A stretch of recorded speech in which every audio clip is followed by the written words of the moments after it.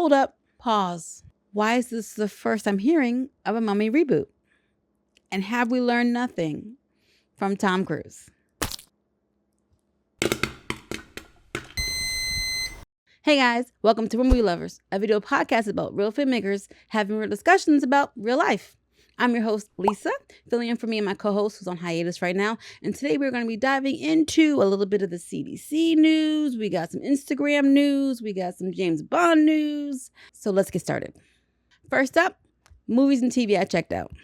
So I, continued with the horror trend and I watched Clown. This is a 2014 indie flick about a guy who's a real estate agent who finds a clown suit at one of his properties and decides to wear it for his son's birthday party because the clown they did hire canceled. First off, what kid still wants a clown for their birthday? You know what? That's not fair. That's very judgmental. I take that back. I'm not going to put my fears onto other people. Clowns can be fun.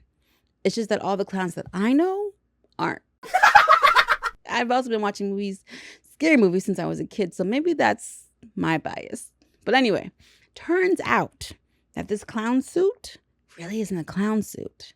It's technically the skin of a demon, and it's turning him into the demon, and the demon wants children to eat. Now keep in mind, the man has a son. So it's a very nice indie flick. It's terrifying. It's scary. The makeup's done well. The special effects are done well. For what they got, it was great. It doesn't get as gross as like Terrifier or anything, but it has a couple just some little gushy scenes here and there. And spoiler alert, maybe a kid goes missing. My family loved it. It was their first time watching it. I think it was my second or third time watching it. Good film. Clown, 2014. I also went to the theaters with my family to watch The Day the Earth Blew Up, a Looney Tunes movie.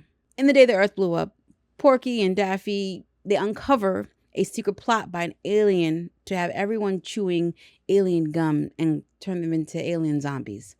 It sounds scary, but it's not. It's toony. It's loony and toony. Love it. Love the movie. It was hilarious. It was great. The animation was awesome. The story was good. They even were able to kind of throw you off. You thought certain things were going to go one way, and they switched up on you, just like Looney Tunes do. And there was a twist that I didn't see coming. No one saw coming. Daffy is still Daffy. Porky, their chemistry has always been great.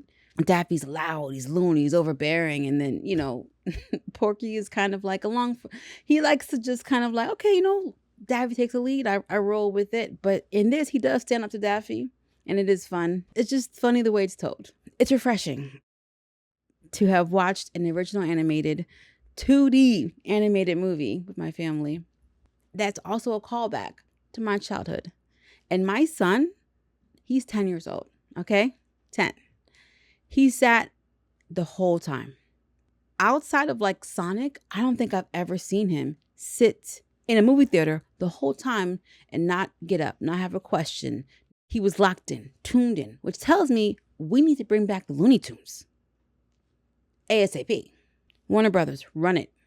It's still in theaters. And it's a nice alternative, honestly, in my opinion, to Snow White. Because it's different. That's live action. This is animated. So it's a whole different thing.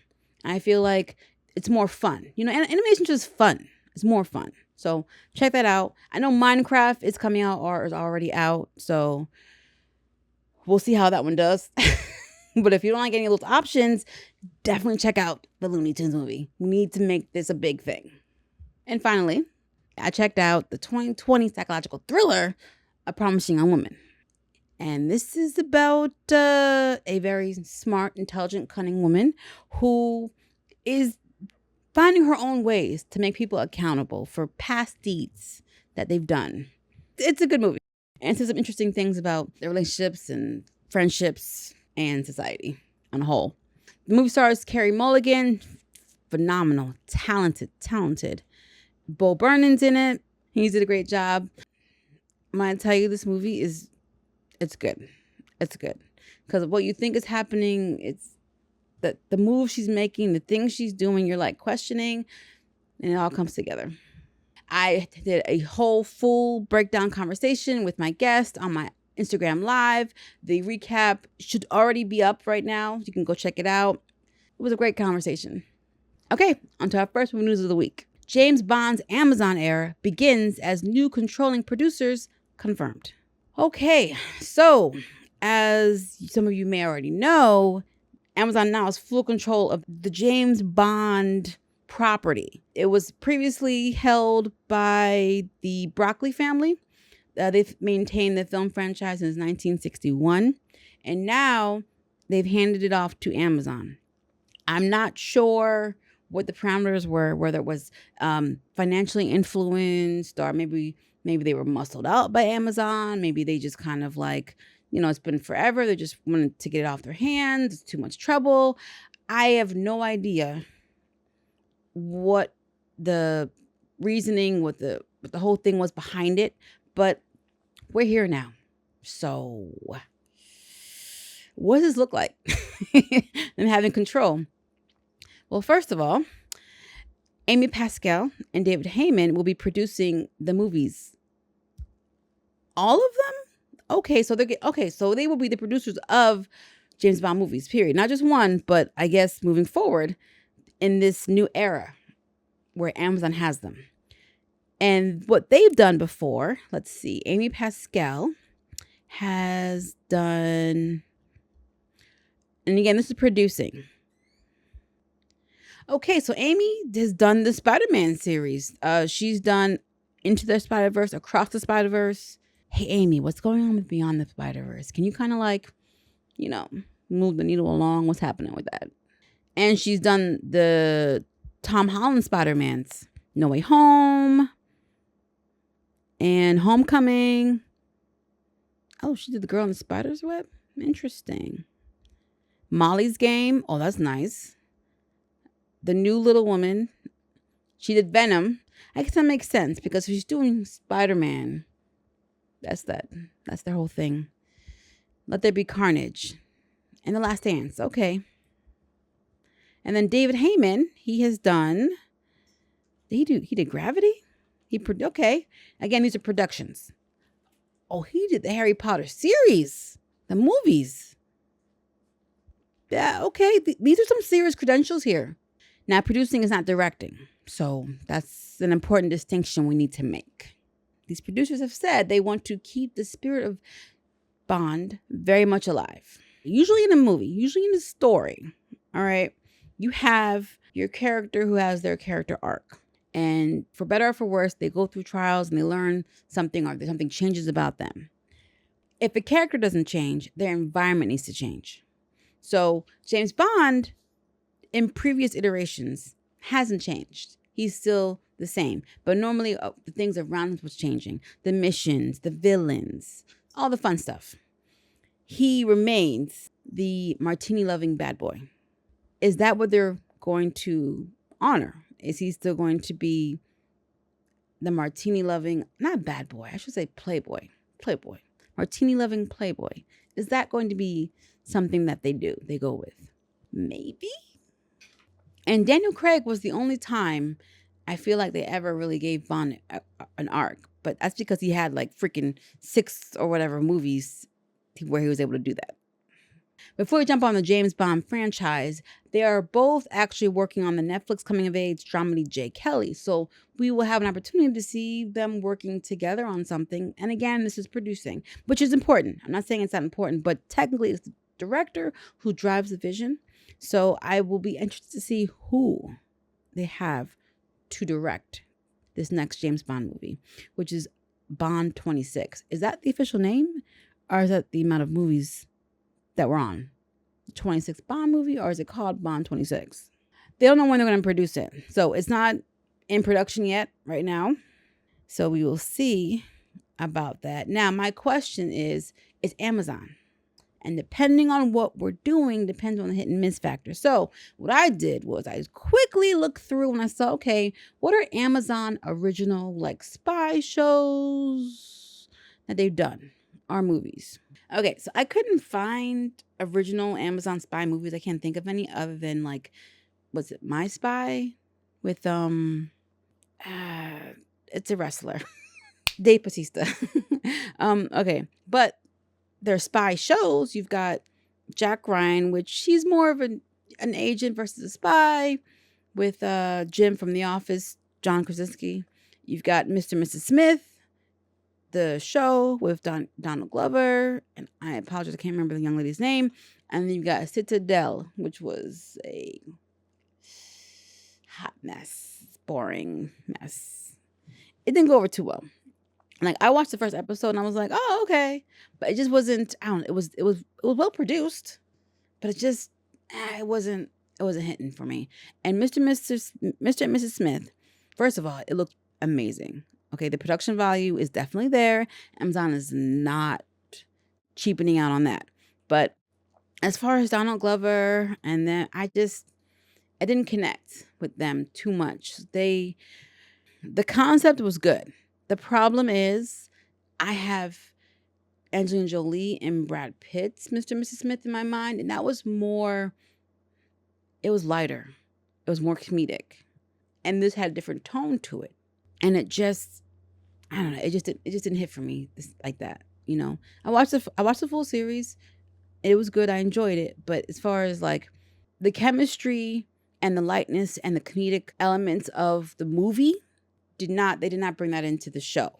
And that might have been intentional. But I'm just telling you what didn't hit for me. So I have no thoughts yet on whether I feel happy or sad about this, because, you know, again, they have some hits and misses here. It depends who's going to direct it and how, you know, they have some good producers. So that's good. But we'll see. We shall see.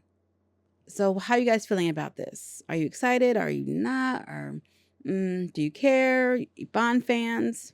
Let me know. All right, next up, Linda Cardellini to play Jason Voorhees' mother in Friday the 13th prequel series, Crystal Lake. You know how, you know, they're doing all these freaking remakes and reboots, but honestly, a prequel is I feel a good middle ground, where it's like you're not doing a full reboot, you know, where you're trying to remake the same thing. You're bringing something fresh, something new, something different, and and there's a lot of room for creativity because you're establishing this before. So before Jason came on the scene and was wrecking stuff in his hockey mask, his mom, she was out here. She started the family in this line of business, and Jason just continued it. Linda Cardellini, who I love, she played Velma on the live-action Scooby-Doo movies. So this is going to be set in the 70s. Period piece, because that's when Mrs. Voorhees was around. It wouldn't make sense to set it now, obviously. And this is when she was kind of on her grind. She was slicing and dicing. Okay? All right. So according to Deadline's reporting, so this is an expansion of the Voorhees family legend. And in this one, a mother who has given up a singing career raises a special needs child and takes a dark turn when she loses her son. Losing a child I could definitely see that making you go crazy. As a matter of fact, I recall when I watched Friday the 13th and found out what happened and why she did what she did, I understood. Didn't condone, but I understood. I wasn't a mother when I watched it, but I just understood that love and that going you crazy. So she gives up her singing career to have her child, a special needs child who she loves and adores, and then some careless teenagers are going with the same storyline of it being the campers' fault because they were getting busy and not paying attention and allowed Jason to drown. That I could see that driving her crazy. So who's doing this? All right, so this is going to be written, or the creator and the writer and showrunner and executive producer is going to be Caleb Kane. He did Tokyo Vice and Fringe, the Fringe series I'm familiar with, which was a very popular series. So Caleb, he got some stuff going on. Mr. Kane, Brad, if you will. There are 3 names here. I don't know which one he wants to go off of. So originally, the Hannibal creator was signed on, but then left because of creative differences with producer A24. Wait, the producer of the series is going to be one from A24? Because 10 more points to Gryffindor for that. All right, so there's no shooting schedule. They don't have a release date or time frame as of right now. But that's fine. So, and we haven't had a Friday the 13th movie since the remake from 2009, which people didn't seem to like. I don't even remember watching it. Did I watch it? I don't know. It was not memorable, I guess. I can't remember. I literally cannot remember if I watched this movie. I thought I did. That should tell you enough, I guess. Jason's been tied up in legalities. Okay, so they haven't been able to do anything with his character or with him because of it. I'm not sure if this prequel is a way for them to get around that or if there's been some kind of agreement regarding the property and who owns it. Maybe that's how they're getting around it. Because Friday the 13th and Crystal Lake, yeah, that's how they're getting around it. Because this new series is going to be called Crystal Lake. And again, we're talking a series. So we're going to see Mama. I wonder what the evolution of her will be. And how many seasons they're trying to do this for before they, bring out the big dandara. Will this work is my other question. Because the premise sounds great. It's a prequel. But Jason, his hockey mask is so tightly bound to Friday the 13th. And what it is, he is the villain. Even though he didn't start it off, he is the villain. Is Mama Dukes enough to bring the noise? Are people going to want to see? Are you going to want to see? I'm going to at least check out an episode. At least. So let me know, guys, your thoughts and if you're going to watch this. Guess what time it is? I think you know. You know, don't you? Yeah, you do. Our remake, Reboot, news of the week. Blumhouse's The Mummy reboot casts Midsommar actor as first star. Hold up. Pause. Why is this the first I'm hearing of a Mummy reboot? And have we learned nothing from Tom Cruise? I don't know if you guys knew. I didn't know. But we getting another Mummy remake. Another one. The Mummy movie that I acknowledge is the 1999 version with Brendan Fraser. That's my Mummy. This reboot is actually going to be directed by Lee Cronin, who did the Evil Dead Rise, the 2023 one that everyone is raving about. Because I think that was a reboot too, right? Or like a soft sequel or something. And that went gangbusters. People loved that one. That one was a huge success. So hear me out. I know you just heard me talk a whole bunch of shellacking about the Tom Cruise one, and I'm only acknowledging Brendan Fraser. But here's the thing. Lee Cronin, he dwells in like horror. You know what I'm saying? So I can get behind that. The Mummy movie I think it was supposed to be scary, but it was like, I think there was only one scary part for me when I first watched it. But everything else was just like a fun action ride. Like it was so good and light and fun.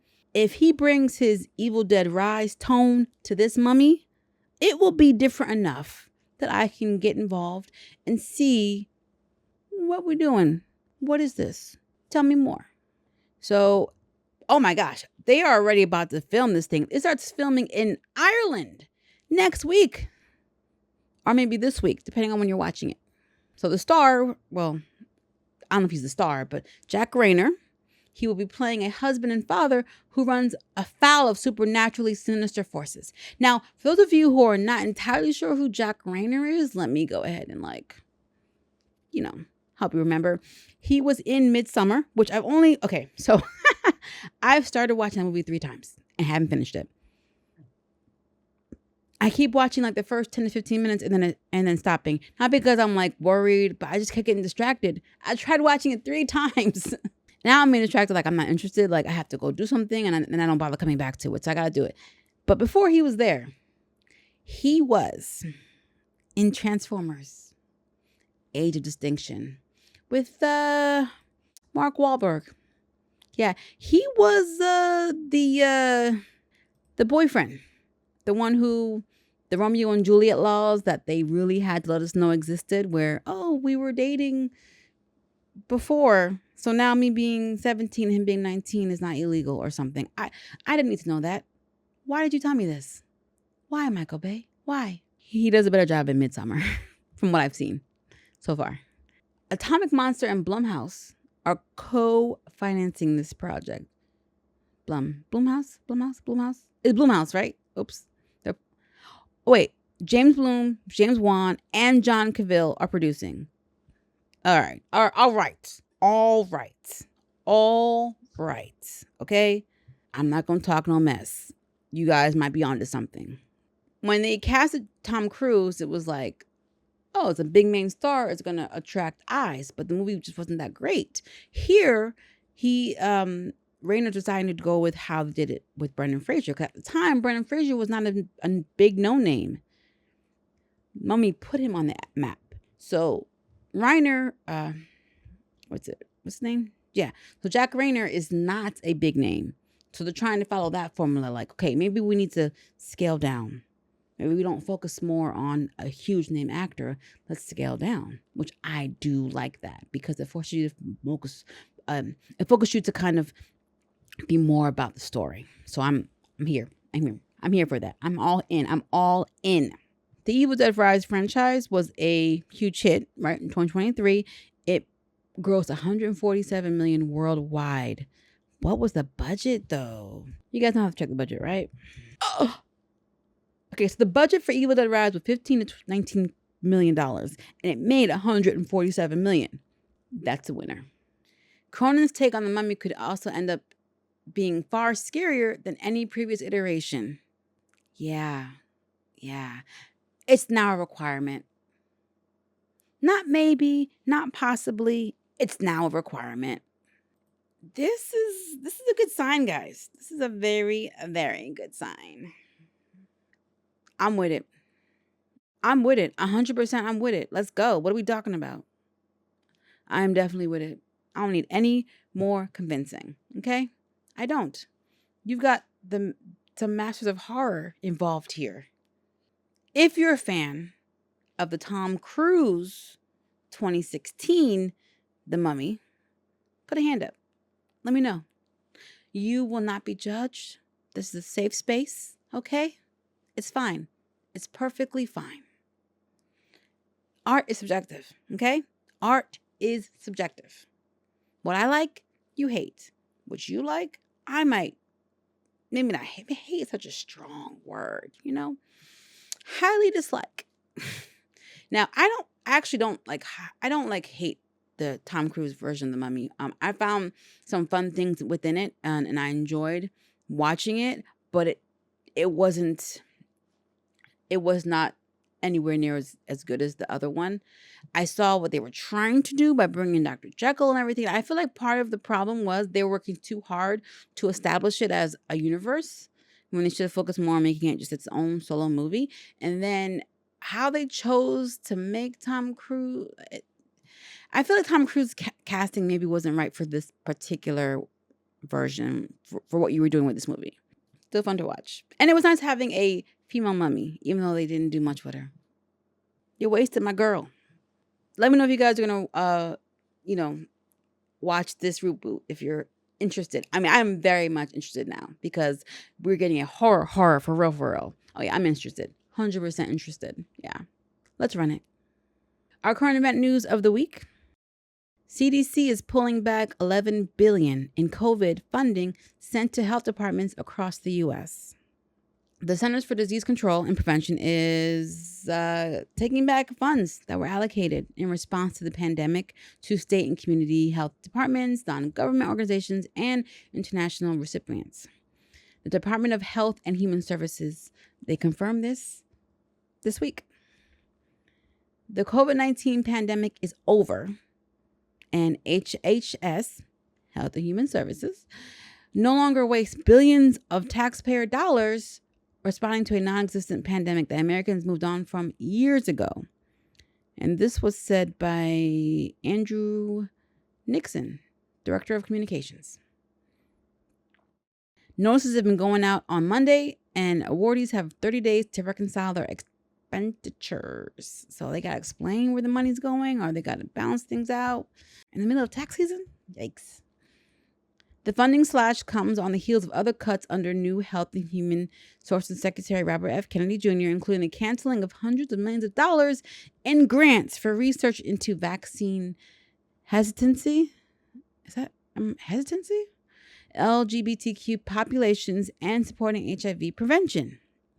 We don't talk much about HIV anymore. I remember when I was younger, it was like huge. It was like huge deal. Like there were specials, there was programs, there was movies, I think there was even shows. Like it was a big, huge thing. And it's not talked about as much. And I attribute some of that to the advances that they've made in the science field regarding it, where there's ways to live with it. There's medication. People aren't dying like they were. Like it was bad back in the day. It was really bad. But I don't know if taking funding away to support HIV prevention is the way to go. Why are we? Okay. All right. Now that the pandemic is over, the grants and cooperative agreements are no longer necessary as their limited purpose has run out. And that's what was read or sent to or shared with the NBC News. Okay. So the federal public health emergency ended May 11, 2023, but more than 1.2 million people in the United States have died from COVID. Infection has slowed and the disease has become milder. Hundreds of people still die every week from COVID, and long COVID symptoms continue to cause debilitating medical problems in some cases. We may not be in a pandemic like that, but I don't know if pulling all the funding from it is the way to go. I mean, the least you could have did was like cut it, maybe cut half the funding. Like you went full scorched earth, like removing all of it. It's I feel like this is over. What's the word? It's overdoing something. You went too far over. Like come meet back in the middle, right? So the clawback funds were largely being used for COVID testing, vaccination, community health workers, and initiatives to address COVID health disparities among high-risk and underserved populations, including racial and ethnic minority populations and rural communities, as well as global COVID projects, according to CDC leadership. All right, so again, if you want to kind of scale back funding, maybe make some cuts, okay, I wouldn't remove the whole thing, but also the cuts that you're making, where's that money now that you cut? Where is that being allocated to? Where's that going? You're just cutting to save money, or are you cutting because you're going to use it for something else? Is there another? I mean, there's so much more that we could be doing with with health, and I don't know. So I feel like just cutting it without allocating it to another area that's much needed is okay. Interesting. So CDC reviewed a list of HSS provided COVID grants and cooperative agreements and identified the programs that were no longer needed. Okay. All right. So maybe some of these programs have run their course. Things aren't as dire. Okay. But where is the money going to go? Where are you putting it? Are you going to effectively put it into something beneficial for the citizens of the country that we're in? I'd like to think so, but All right. Now, Kristen Iodice, a communications director for Colorado's Department of Public Health and Environment, she's got some concerns. She stated, "We are concerned that the sudden loss of federal funding threatens Colorado's ability to track COVID-19 trends and other emerging diseases, modernize disease data systems, respond to outbreaks, and provide critical immunization access, outreach, and education, leaving communities more vulnerable to future public health crises." Okay, so she makes it sound like they're cutting the CDC. The cutting isn't just like COVID related. It affects other diseases or preventions that we want to look out for. And prevention, what does prevention look like? What does it look like? Because that's again, like, it, where we're at with COVID now isn't where we were at in 2020. I agree with you.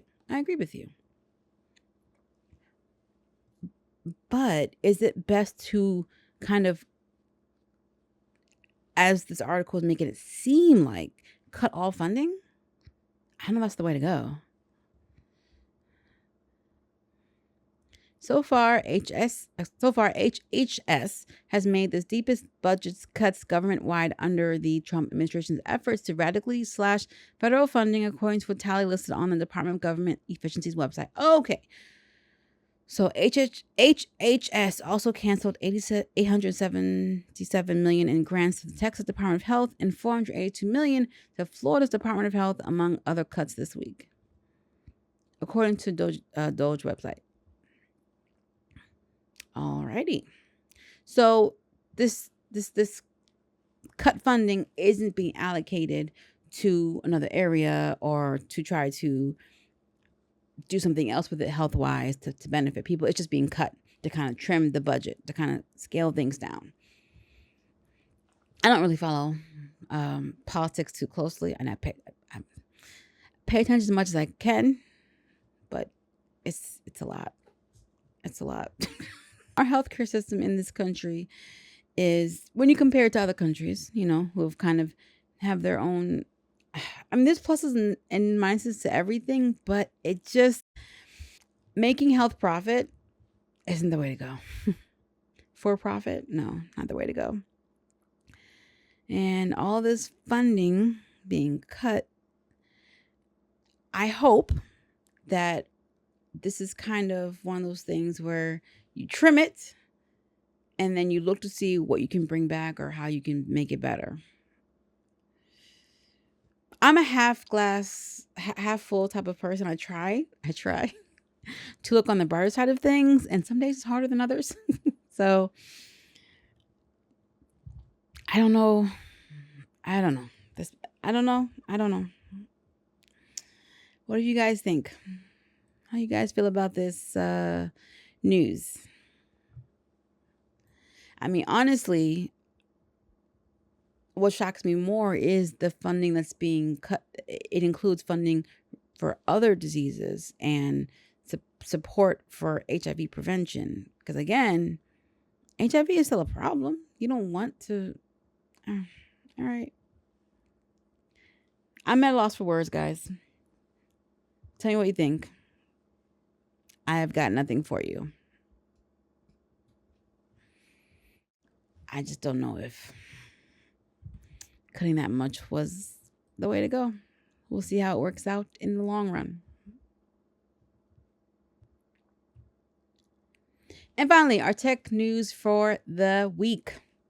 Instagram is giving schools a faster way to get students' posts taken down. I feel like I just brought the room down. Time for a segue. Our tech news for the week.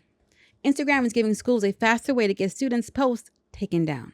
Instagram is rolling out a new program to fast-track moderation reports made by school districts after a district joins the new schools partnership program. Any posts or account they flag for potentially violating Instagram's rules will be automatically prioritized for review.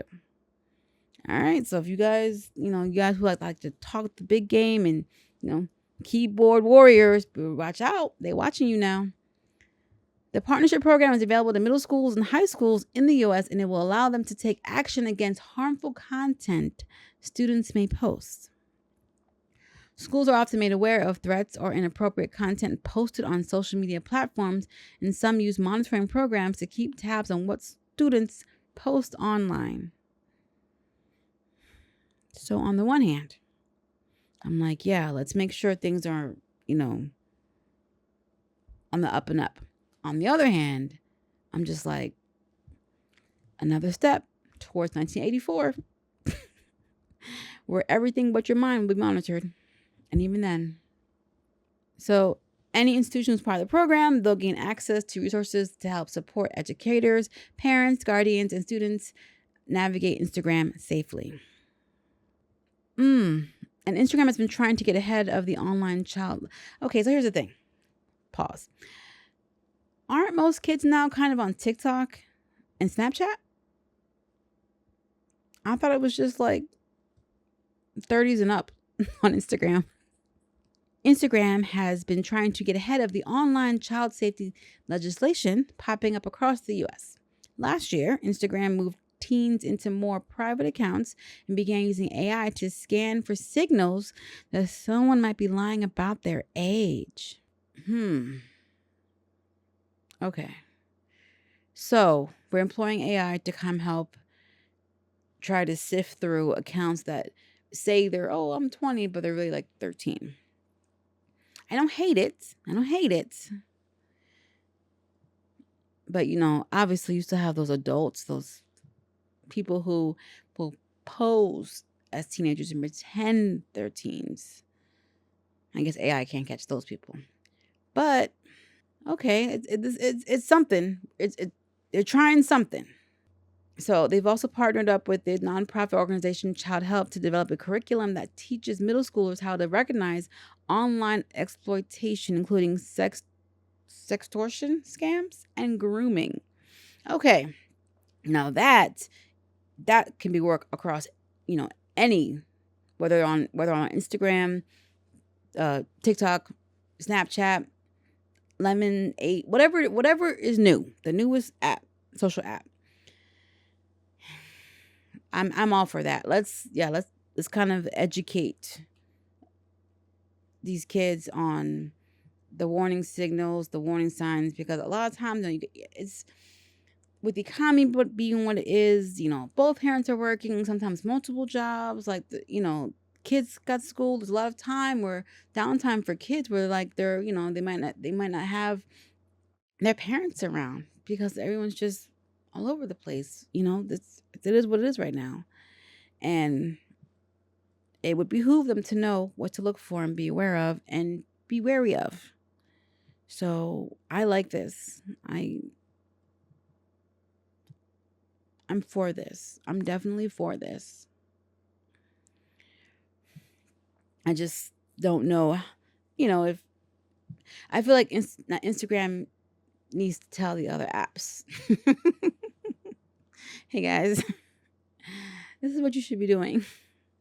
Because it's kind of like, again, being late to the party, where it's like, okay, we're inputting this so kids and teens, whatever, don't, to kind of minimize the harm that they may be causing to schools or to themselves, which is great. But they've moved on to another app now. Now, I do see where, like, obviously for the schools, the Instagram would work for them, because if someone's posting on their stuff, it doesn't matter if that person has any other social media apps. They're posting on this specific one. I remember when I was younger, going to school, like, the most that could be done was people calling in, like, threats. Can I say the word? BOMB threats. And then when they called in the threats, I remember when they did it twice when I was in middle school, they would have us all exit the school and walk to the edge of the sidewalk. What's that going to do?